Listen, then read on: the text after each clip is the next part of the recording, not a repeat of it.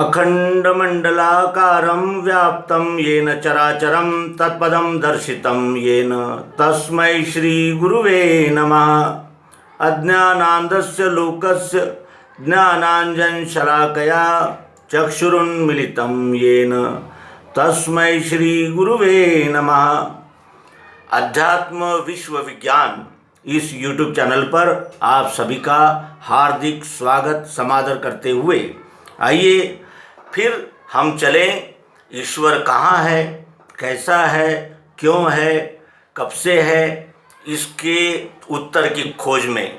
मित्रों, जब मनुष्य सभी प्रकार के भोग, ऐश्वर्य, मान, सम्मान और अनेक प्रकार के उत्सव और अनेक प्रकार की उच्छृंखलताएँ और अनेक प्रकार की भूलें ये सब करता हुआ जीवन जीता है, लेकिन बार बार आने वाली मिलने वाली ठोकरें और होने वाले यानी बदलाव और जिन पर भरोसा किया, जिनके लिए सब कुछ किया, उन लोगों के प्रत्युत्तर और स्वार्थ सिद्धि, इनमें डूबी हुई यानी रिश्तेदारियाँ, ऐसे विभिन्न प्रकार की जब आघात इस मानव पर होते हैं और जब उसके समझ में आता है कि व्यर्थ ही मैंने इनका लोभ किया, इन पर विश्वास किया, इन लोगों के लिए मैंने कितना परिग्रह किया, कितना सब कुछ जमा किया, लेकिन फिर भी यानी जैसे जैसे समय बीतता जाता है वैसे वैसे उनकी प्रतिक्रियाओं में जैसी जैसी खटास पता चलती है, तब वो अंतर्मुख होने लगता है। वो मनुष्य सोचने लगता है कि क्या इसी के लिए मैंने ये सारे परिश्रम किए थे, इन्हीं के लिए मैंने यानी अनुभव लेने के लिए ही क्या मैंने अनेक प्रकार के दुख झेले और ऐसा यानी बर्ताव किया कि जिसका ये प्रतिफल मुझे मिल रहा है। और इस तरह फिर उसे अपने लौटने की यानी लौटने की याद होने लगती है और उसे पता चलता है कि जो कुछ भी मैंने पाया वो केवल यहीं तक है, इसके आगे नहीं है, और इसके आगे भी इसका प्रतिफल कैसा मिले इसकी कोई शाश्वती नहीं है। मैंने व्यर्थ ही मोह किया, ममत्व पाला और अपने आप को भी धोखा दिया और अपने जीवन के साथ ही उचित व्यवहार नहीं किया। ये जब वो जान लेता है और उसे लौटने की सुगबुगाहट होने लगती है, तब उसे याद आता है कि ये जीवन में जो कुछ भी मैंने करना था वो नहीं किया, और जो भी मैंने किया वो मेरे अंतिम ध्येय के उपयुक्त नहीं है, और अंतिम ध्येय को पाने के लिए मुझे कुछ और रास्ता चुनना चाहिए। और फिर वो धीरे धीरे उसका मन वैराग्य की ओर लौटता है। वैराग्य क्या है? पंच ज्ञानेंद्रियों के पंच विषय जैसे शब्द, स्पर्श, रूप, रसगंध, इसमें जो उसका मन अनुरक्त था, आसक्त था, वो धीरे धीरे यानी केंद्रित होने लगता है, और फिर उसकी जो मानसिक दौड़ है वो भी कम होने लगती है, और उसे ये अनुभव आने लगता है कि जो भी मैं इन विषयों में आनंद ढूंढ रहा था, जो भी मैंने इन विषयों से सुख की अपेक्षा की थी, वो केवल क्षणभंगुर है। जैसे ही वो विषय मुझे प्राप्त हो जाते हैं, उनका आकर्षण और उनमें जो मैं यानी अनुमान लगा रहा था सुख का, वो समाप्त होता जाता है। ये कोई स्थायी सुख देने वाली चीज़ें नहीं हैं। ये जब वो जान लेता है तब वो सत्संगति में आता है। अब सत्संगति क्या है?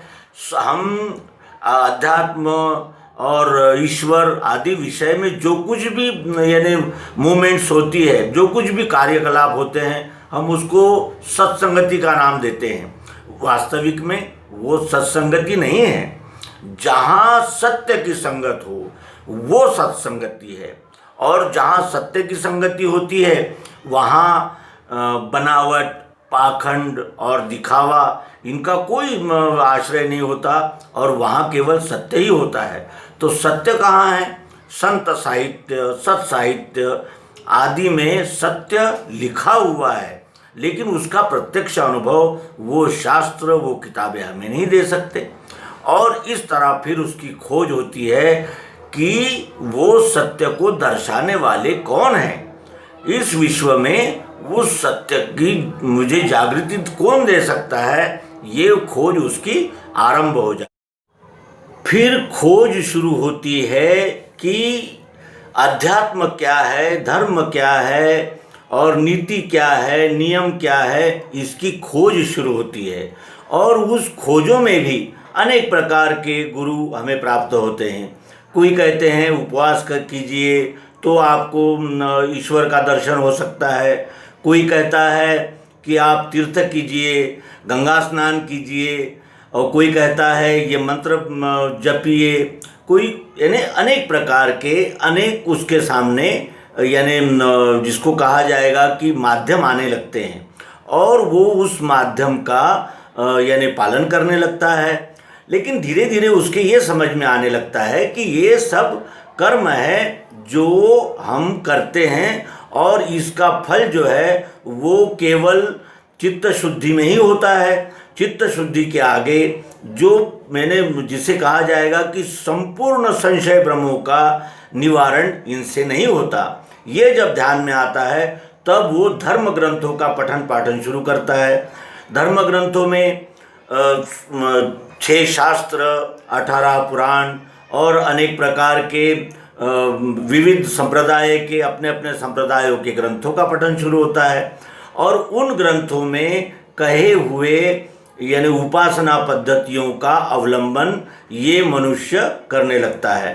धीरे धीरे उसको अनेक प्रकार के गुरु मिलते हैं और अनेक प्रकार के उसे यानी सलाह मिलती है कि आप ऐसा कीजिए तो आपको समाधान मिलेगा, आप वैसा कीजिए तो आपको ज्ञान मिलेगा। ऐसा करते करते धीरे धीरे वो परिपक्व हो जाता है और जिस तरह प्यासे को पानी मिल ही जाता है उसी तरह अंत में वो सद्गुरु के चरणों तक पहुंच जाता है। अब सद्गुरु की भी एक पहचान होती है। कई सद्गुरु यानी कई गुरु ये केवल यानी जमावड़ा जमाना, अपने शिष्यों का परिवार बढ़ाना, अपने शिष्य संप्रदायों का यानी जिसे कहा जाएगा कि प्रस्थ बनाना, आश्रम बनाना और उन आश्रमों के माध्यम से भोग विलास का उपभोग लेना, ऐसा ही पाखंड करने वाले यानी अधिकतर गुरु इसी पद्धति के होते हैं। लेकिन उनमें भी जब सत्य का शोधक खोजता रहता है और कई जगहों से उसे यानी विविध प्रकार के अनुभव आता हुआ वो परिपक्व होने लगता है और फिर वो निश्चित ऐसे गुरु के यानी सानिध्य में आता है और वो यानी आजमाता हुआ यानी वो जो अनेक प्रकार की साधनाओं से निवृत्त होता हुआ जब आता है तब उसको सच्चे गुरु की पहचान करने की विवेक शक्ति उसे प्राप्त होती है और फिर वो सच्चे गुरु के पास पहुंचकर वो यानी अपना जो व्यष्टि अहंकार है वो समर्पित कर देता है। अब व्यष्टि अहंकार में हमारा संप्रदाय अभिमान, मताभिमान, हमारे अनेक प्रकार के अभिमान और विशेषकर जो इतने दिनों तक हमने पढ़ा यानी सुना उसका अभिमान विशेषकर होता है। क्या जो अब तक मैंने पढ़ा या सुना क्या वो सब व्यर्थ ही था? क्या उसका कोई महत्व नहीं है? क्या मैं अपने यानी मनुष्य जो है वो जितना ग्रहण करता है उस ग्रहण करने के साथ साथ उसका अभिमान भी यानी अपने साथ रखता है और वही अभिमान हमें सच्चे यानी ज्ञान और सच्चे विवेक की ओर मुड़ने नहीं देता, हमारी राह रोक लेता है। इसीलिए सबसे पहले उस व्यष्टि अहंकार को सद्गुरु के चरणों में अर्पण करना होता है और वो जब सच्चे सद्गुरु के पास पहुंचता है तो वो वहाँ प्रेम लेकर जाता है, अभिमान छोड़ता है और प्रेम लेकर जाता है। प्रेम कहते हैं किसे? जो हमारा स्थायी कल्याण कर सके, ऐसे व्यक्ति के पास हम जब जाते हैं तब वहाँ यानी आडंबर, पाखंड और अपने धन मान का अभिमान और अनेक यानी सुशिक्षित होने का अभिमान, विद्वान होने का अभिमान आदि छोड़कर हम उस सद्गुरु के चरणों में वंदन करते हैं और ये प्रार्थना करते हैं कि हमें उस प्रेम स्वरूप परमात्मा का सानिध्य, उस प्रेम स्वरूप परमात्मा का साक्षात दर्शन परिचय हो, और यही कृपा वो शिष्य अपने गुरुवर से मांगता है और चाहता है कि वो अंतिम ध्येय जो है, अंतिम सत्य जो है, उसका हमें लक्ष्य हो जाए।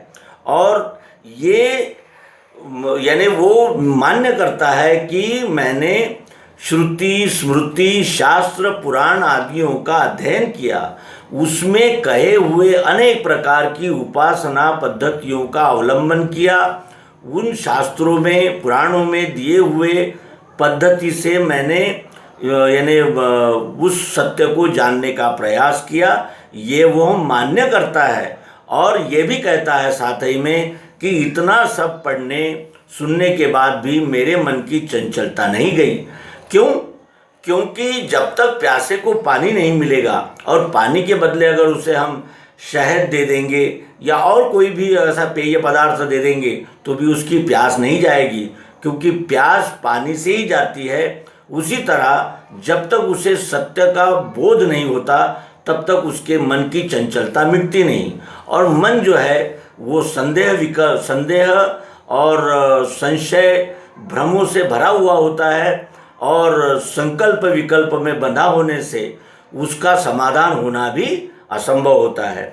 और इस तरह वो स्थायी समाधान की यानी चाहत में अपने सद्गुरु के चरणों में साक्षात दंडवत करता है, यानी अपना व्यष्टि अहंकार सौंप देता है और कहता है कि जो कुछ भी वेदों में कहा है उसका मैं प्रत्यक्ष यथार्थ साक्षात्कार चाहता हूँ।